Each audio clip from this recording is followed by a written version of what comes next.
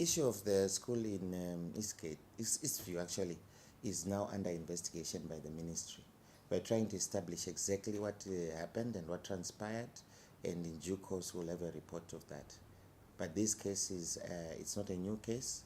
We had another case, I think, a year or two ago, where they say using the same modus operandi, the director of a private school also squandered parents had earned money which they had used to pay for examination fees.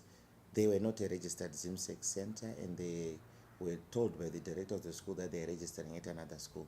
Now they then lost money. We are urging parents that they should be wary of such schools. Even sending your child to a school that you have not established whether it's actually registered by the Ministry of Primary and Secondary Education, and whether it's actually capable of making sure that it can facilitate ZIMSEC registration if it's not a ZIMSEC registered school.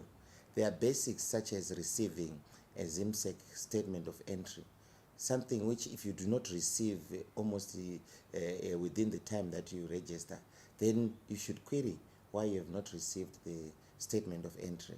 And if there is an issue, approach us quickly as the Ministry of Primary and Secondary Education, and then we also engage ZIMSEC, and then we can find an amicable solution during early days. It's difficult when pupils and parents discover it on the day of the exam. There's very little that we'll be able to do at that time. But immediately when they realize that they do not have a ZIMSEC statement of entry, they should alert the Ministry of Primary and Secondary Education. Right, schools that are not registered. There are two sorts of schools. There are schools that are registered, but they do not have ZIMSEC registration. That's one school. It will be a registered school under the Ministry of Primary and Secondary Education, but it has not attained the status of being a ZIMSEC center, which can actually secure our examinations properly. Then there is the other type of school, which is a school that is not registered by the Ministry of Primary and Secondary Education.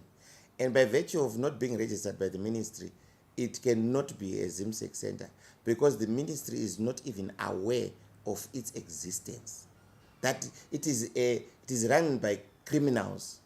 These are criminals, so you are asking us to go and look for those criminals. Yes, we are looking at those criminals who are opening up schools without registration, but also parents should also come to us where they see that there is a school that is unregistered and is going on to engage parents in ZIMSEC processes. They should come to us. We will be able to go and investigate that school.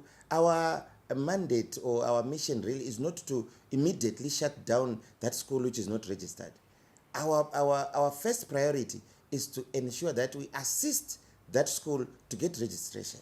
And then it becomes registered. Then we know of its existence, and we're able to go and monitor the governance and administration processes at that school as and when.